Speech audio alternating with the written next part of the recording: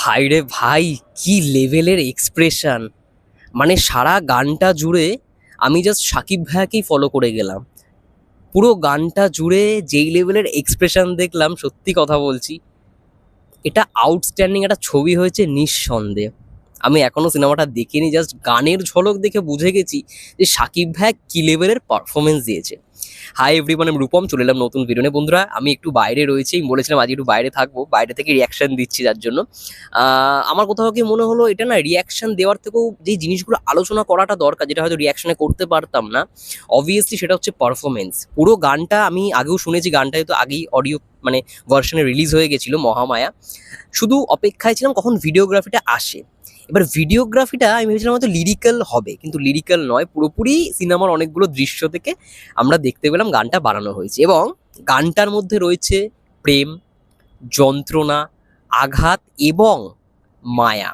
এই চারটে জিনিসকে ডেভেলপ করেই কিন্তু মহামায়া গানটা। এবং আমি জাস্ট শক একটা পোর্শনে, যেই জায়গায় সাকিব ভাইয়ের এক্সপ্রেশন, মানে আমি কি বলবো, দুরন্ত বললেও কম হয়ে থাকবে। কারণ একটা রাস্তার মধ্যে দেখছি সাকিব ভাইয়া হয়তো ড্রিঙ্ক করে ওই গাড়িটার সামনে দাঁড়িয়ে রয়েছে। এবার ফারজানা খান ম্যাম সেই জায়গায় ছিল, দেখলাম যে আর কি কস্টিউমের কাজ করেছে এইখানে। ফারজানা খান ম্যাম থেকে শুরু করে অনেক গাড়ি আটকে গেছে, যেহেতু সাকিব ভাই গাড়িটা গার্ড করে দাঁড়িয়ে রয়েছে। এবং লরিটা যখন প্যাক প্যাক প্যাক করে হর্ন দিচ্ছে, বলছে, গালাগালি করছে, তখন সাকিব ভাই না হট করে উঠে একটা এক্সপ্রেশন দিল, দিয়ে ওই গাড়িটা লরিটার সামনে গিয়ে বোতলটাকে ভেঙে দিল কাঁচটার সামনে।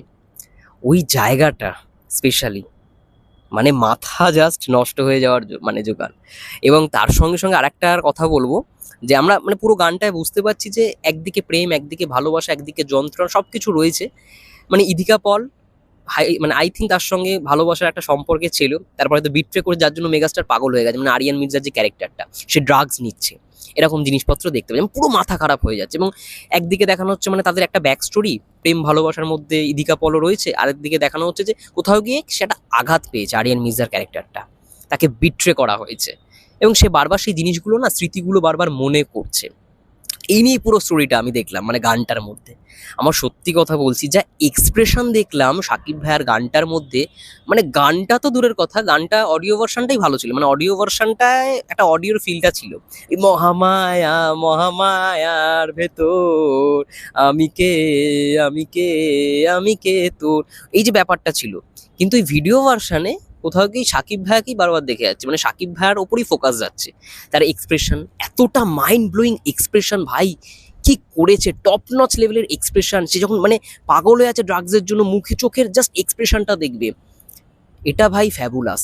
এটা 100-এ 100 দিলেও কোথাও কি কম হয়ে যাবে, এতটা ভালো এক্সপ্রেশন দেখলাম। এবং কালার গ্রেডিং, গানটার মধ্যে প্রত্যেকটা দৃশ্যের কালার গ্রেডিং আগের গানগুলোর তুলনায় অনেকটা বেটার, অনেক বেটার। সিনেমাটোগ্রাফিগুলো দেখলাম তো।